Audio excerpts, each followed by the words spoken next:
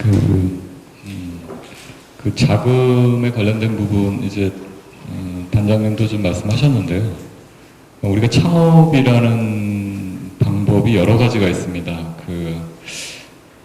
왜 창업을 해야 되냐?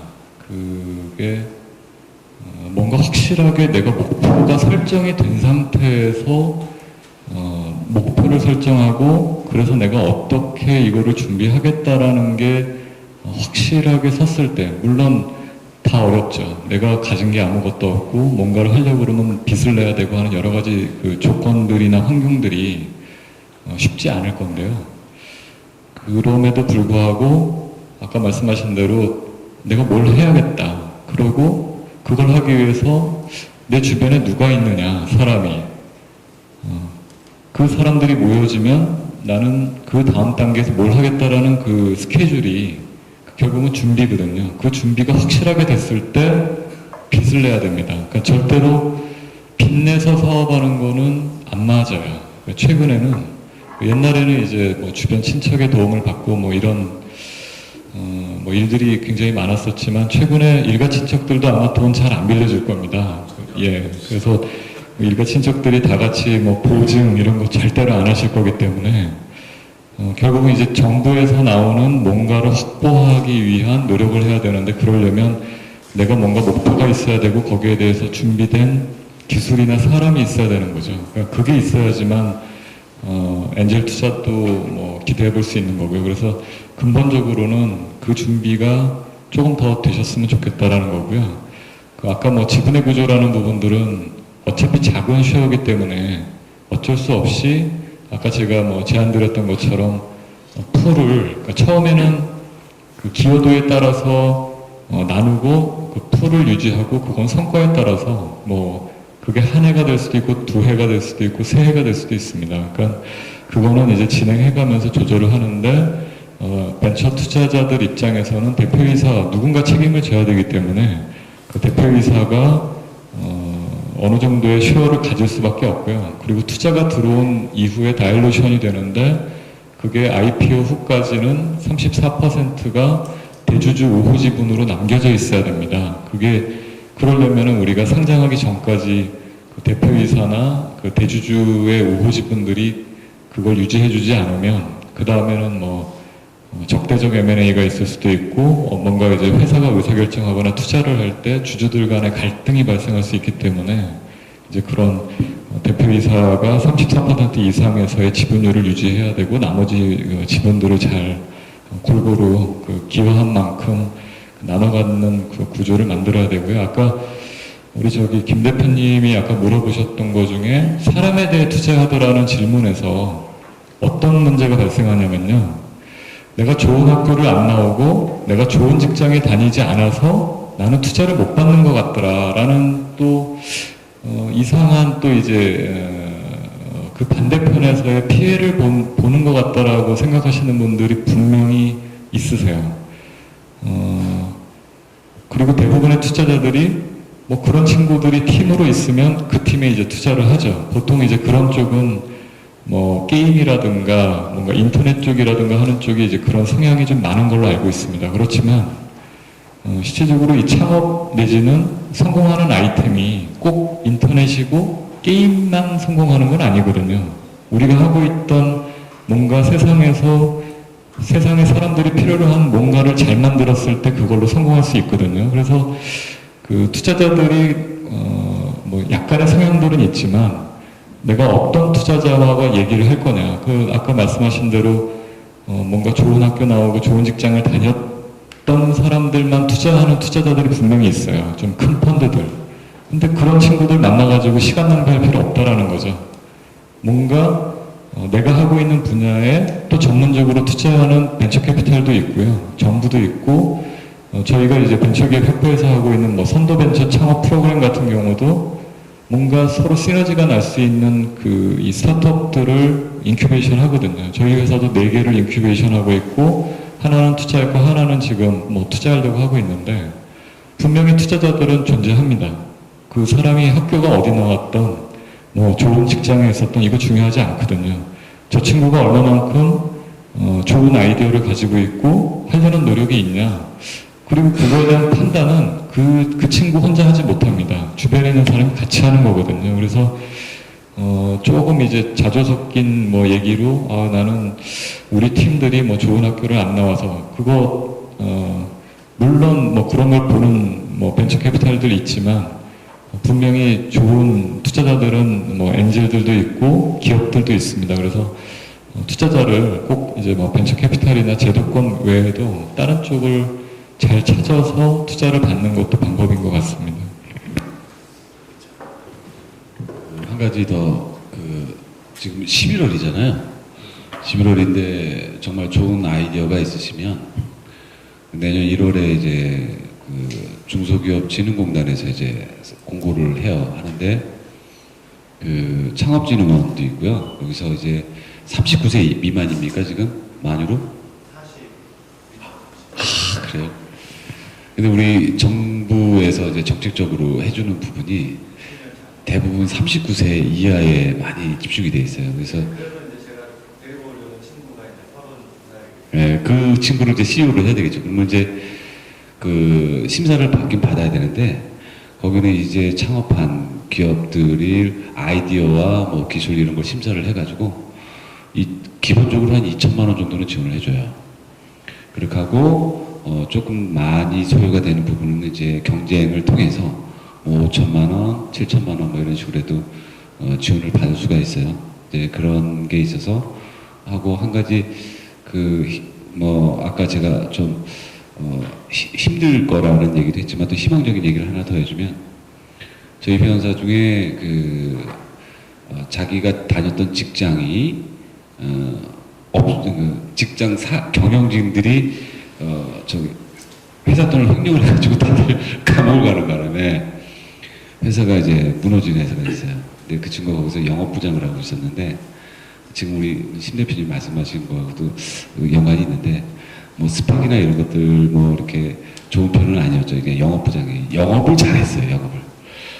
근데 그 친구가 그 비즈니스 모델을 조금 변형을 해서 돈 안 들였다는 얘기는 전혀 안 들였다는 얘기는 아니지만 정말 많은 금액 안 들이고 그 모델만 가지고 상대를 설득을 해서 지금 매출을 일으키고 있는데 지금 3년이 창업한 지 3년째, 설립한 지 3년이 안 되는데 제가 엊그저께 그 회사를 갔다 왔는데 올해 예상 매출액이 75억 정도.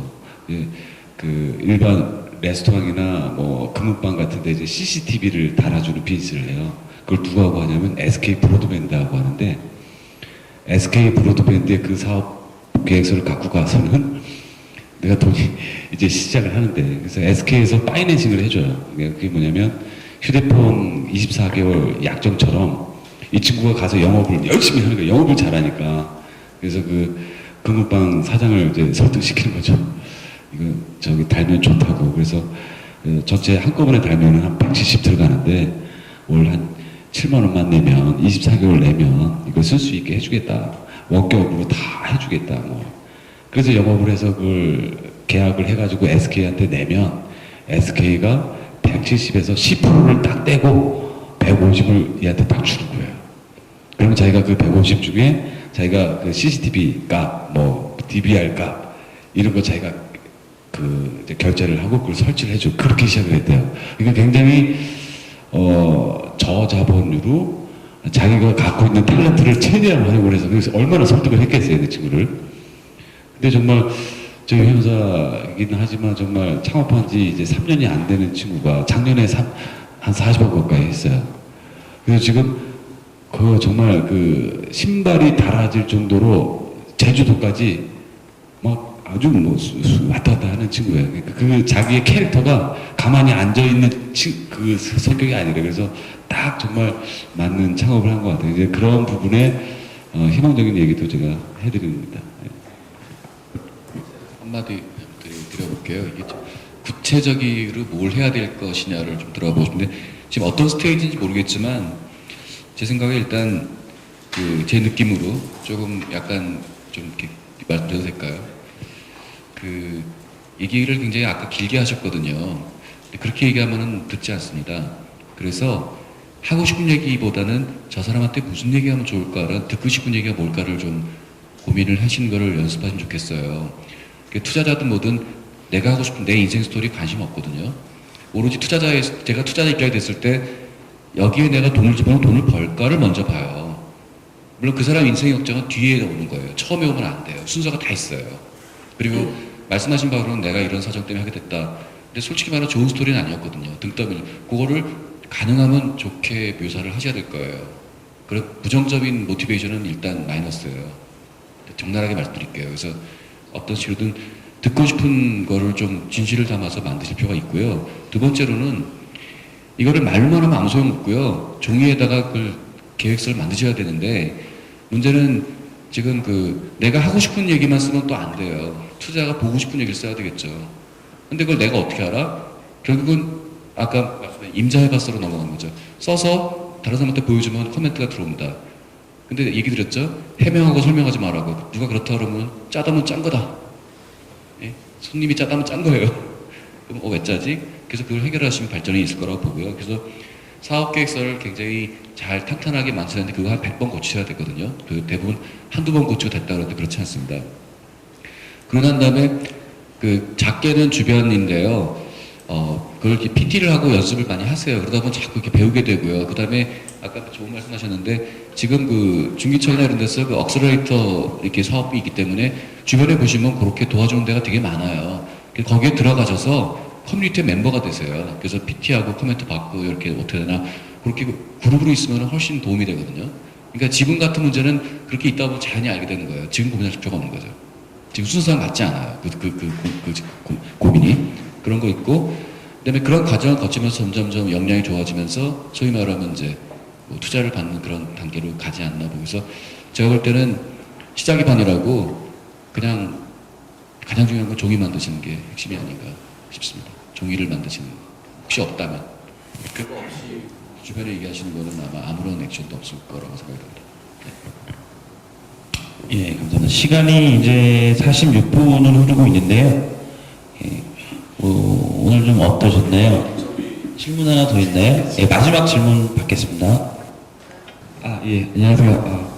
저는 여기 강북에서 컨텐츠 저 일을 하고 있는 한동훈이라고 합니다. 저 신재희 대표님에게 좀 여쭤보고 싶은 게 있는데요.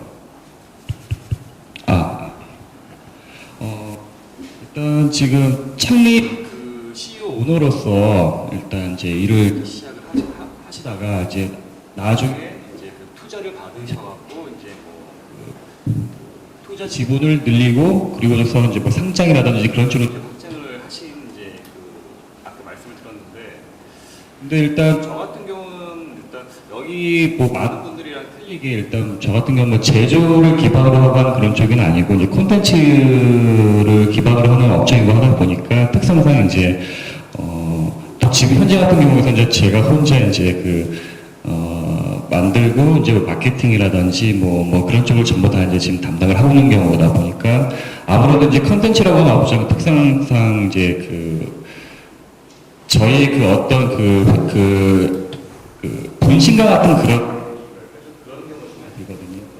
회사라고 하는 그런 부분에 대한 그런 애착이라고 해야 될까? 많이 좀 커지고. 근데 그런 부분들이 나중에 이제 투자를 받게 될 투자라고 하는 건 자체는 어디를 따지면 이제 회사의 지분을 이제 같이 공유를 함으로써 이제 같이 나눠가게 되고 한다는 건데 그때 내가 할 경우에는 이제 회사의 결정이라든지 여러 혼자만의 결정이 아니라 이제 때로는 내 의사와 또 반하는 그런 결정을 또 하게 돼서 이제 흘러가게 될 경우도 있게 되잖아요. 그러다 보면은 투자라고 하는 것이 과연 받지 않고 버틸 수 있다가 그것이 나중에 이제 좀 나아지고 하고 한다 치면은 받지 않는 것이 나은가 아니면은 장기적으로 봤을 때 그렇다 하더라도 받는 것이 나을까 그런 부분에 대해서 좀 고민이 좀 많이 있을 것 같다는 생각이 좀 들긴 하거든요. 그런 부분에 대해서 심재희 대표님이 초창기에 그런 지분이라든지 그런 부분에 대해서 이제 고민을 많이 할 때 당시에 그런 생각이라든지 그런 걸 좀 한번 좀 여쭤보고 싶거든요. 어떤 판단을 이제 개인들이 이제 하시게 될 건데요. 회사가 내 거라고 생각할 거냐, 나는 회사에 기여한다라고 생각할 거냐라는 거를 정의를 하셔야 될 것 같아요.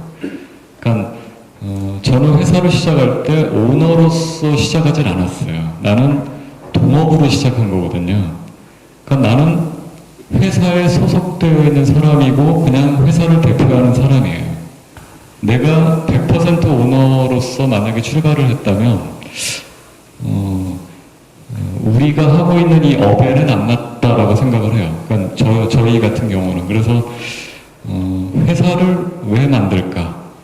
내가 왜 이 회사를 만들어서 뭘 하고 싶었느냐의 기준이 틀린 것 같거든요. 그래서 저 같은 경우는 이 회사가 지속 성장할 수 있도록 하기 위해서 창업을 했어요. 그 이유가 제가 있던 회사가 직원들을 구조조정을 했어요. 그래서 저희 그 조직이 한 250명 됐는데 저희 팀 한 10명 남겨놓고 전부 구조조정을 해서 이제 뭐 대기업의 계열사로 다 넘겼죠.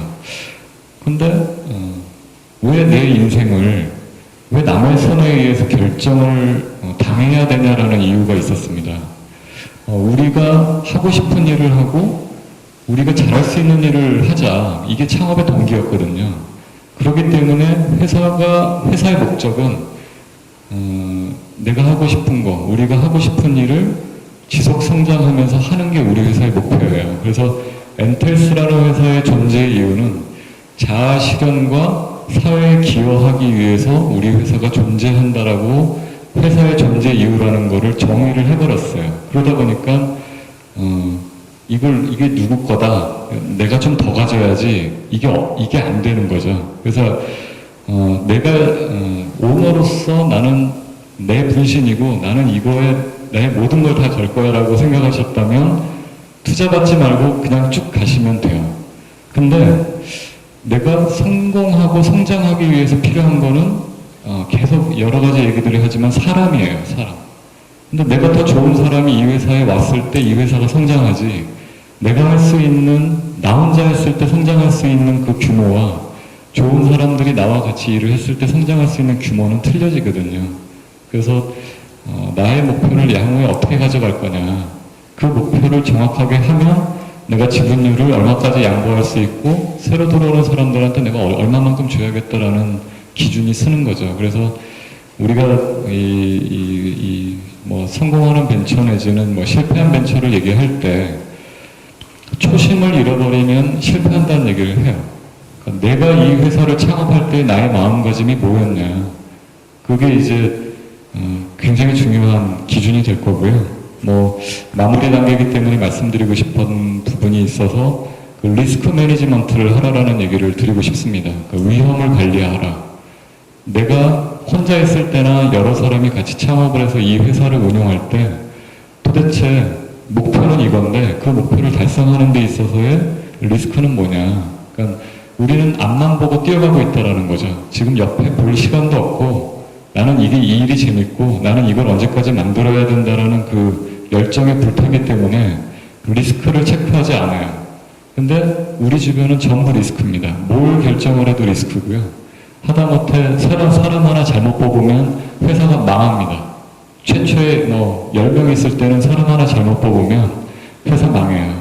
사람 뽑는 것도 리스크거든요. 그렇다면 이 리스크들을 뭐 사람, 돈, 투자 전부 리스크입니다. 이 잘못된 투자 한번 받으면 회사 또 망합니다.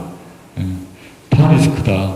그런데 앞만 보고 뛰어가는 것도 중요하지만 우리 주변에 있는 리스크가 단계마다 존재합니다. 그래서 뭐 교과서적인 얘기들이 뭐 여러 개 있을 건데요. 한 번 더 내가 더 지속적으로 최소한 3년은 버텨야지 승부가 나거든요.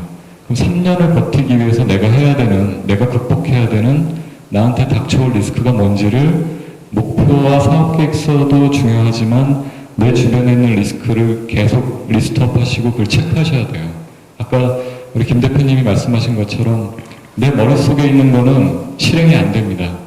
종이에 써야 돼요. 종이에 써서 내 책상 앞에 붙여놓고 내 사업 목표를 붙이고 옆에 나가면 리스크 매니지먼트 제목 커다랗게 한 다음에 수시로 발생하는 리스크를 계속 적으세요. 그리고 극복됐을 땐 걔를 이제 지워나가야죠. 그렇지만 리스크는 계속 늘어날 겁니다. 회사가 커질수록 리스크는 늘어나거든요.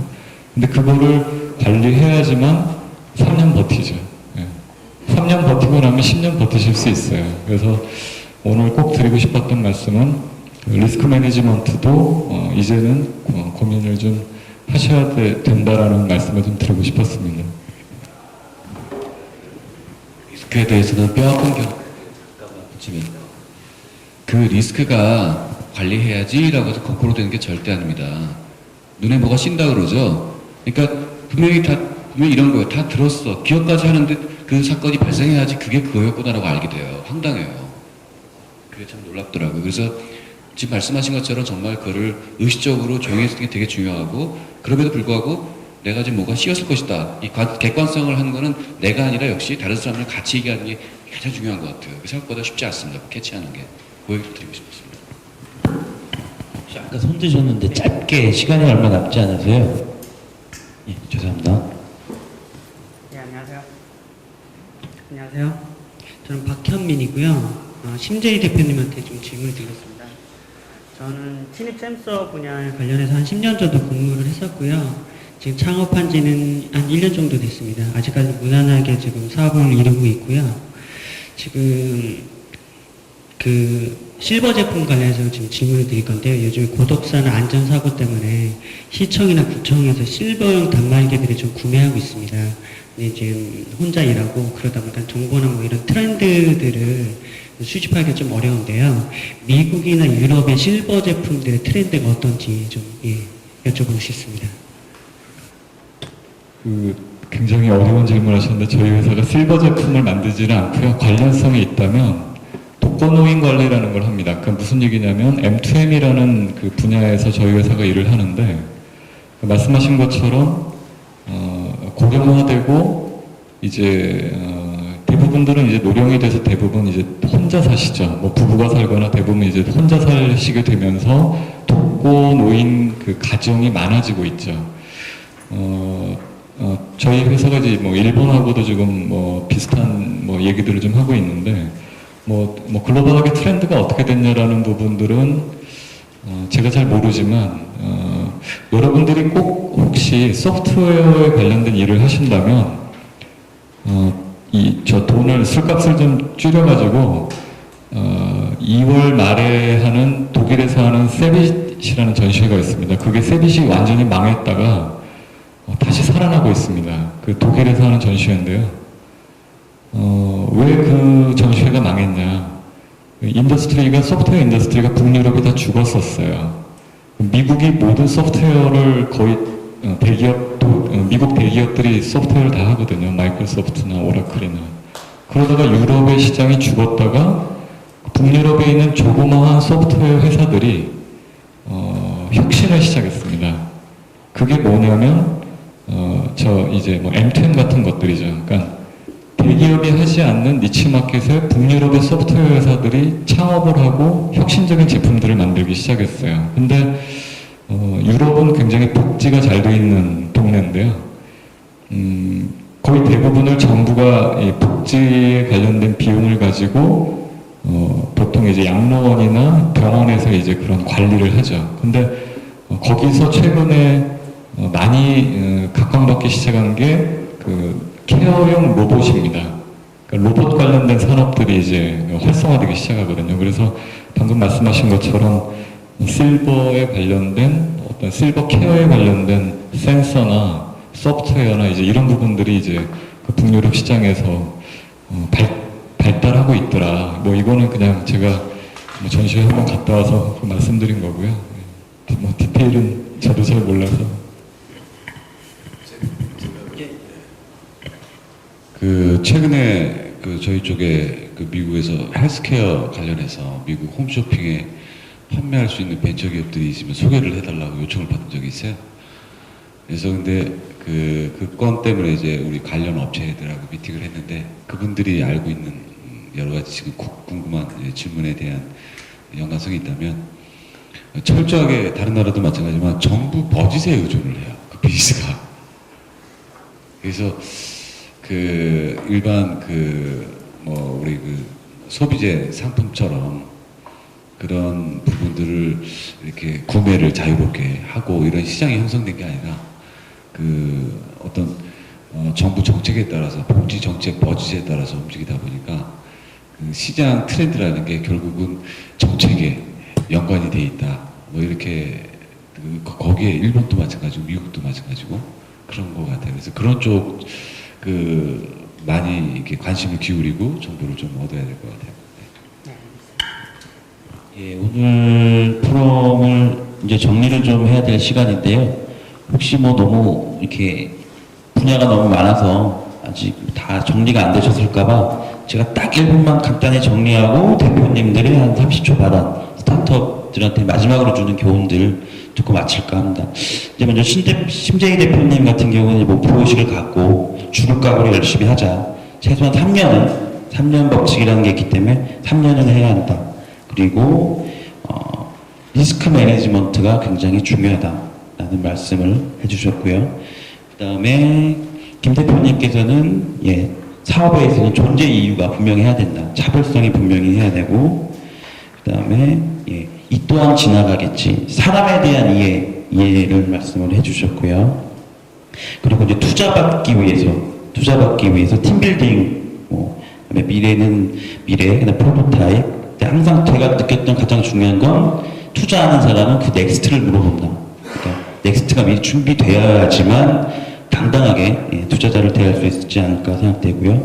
마지막으로 이제 단장님께서 말씀하셨던 부분, 아까 실패에 대해서 이제 3가지 말씀하셨는데 혼자 일해서는 안 된다. 그리고 예산 안에서 아이디어가 많다고 예산을 분산시키지 말고 집중을 좀 해야 된다. 그리고 무조건 견뎌라, 서바이벌 해야 된다.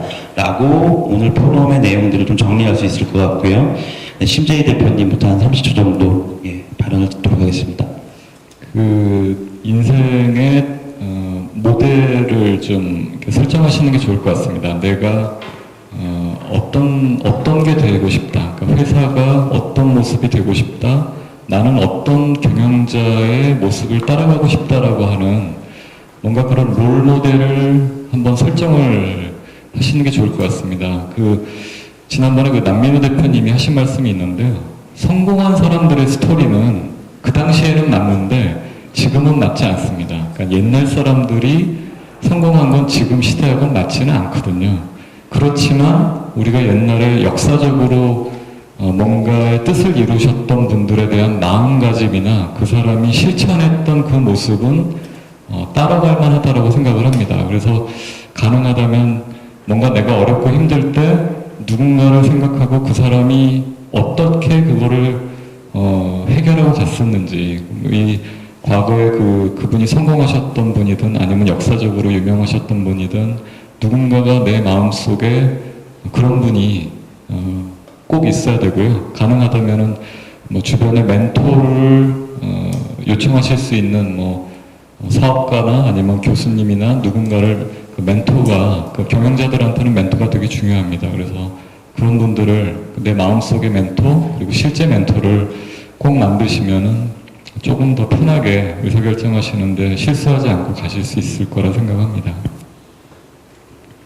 너무 좋은 말씀에서 저도 감명 깊게 들었고요. 정말 제가 어렸을 땐 몰랐지만 쭉 나이를 경험하면서 이렇게 주변에서 흔히 접하던 얘기들 있잖아요. 예를 들면 임자해바스라든가 그 간단한 말에 금이었구나를 계속적으로 깨달아요. 그래서 제가 다시 한번 강조할 거는 임자해봤어 그거를 좀 느끼시면 좋을 것 같고, 지금 방금 말씀하신 대로 사람의 문제고요. 진짜 옆에 어떻든 우리나라 정부가 지원하는 것들이 보면 제가 볼 때 나쁘지 않습니다. 되게 많고 찾아보시면 다 있어요. 그래서 사람을 만드세요. 그러면 다 거의 대부분 문제가 해결되는 것 같아요.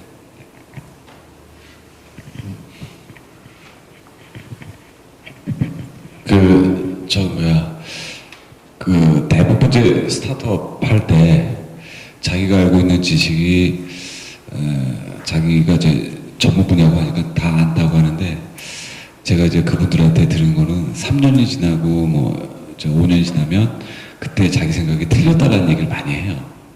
내가 알고 있는 현재 지식이 다가 아니라는 거 항상 생각하시고 발로 많이 뛰고 그렇게 했으면 좋겠어요. 그러니까 또 지난번에 우리 남민호 대표 회장님 오셔가지고 생각의 유연성을 가지라고 하는데 그 계속 그 시장에 맞는 그런 모델도 찾아야 되고 자기가 그렇게 생각도 바꿔야 되고 그러니까 그거는 이제 주변 입수된 정보들이 자기가 알고 있는 거하고 다르다는 얘기잖아요.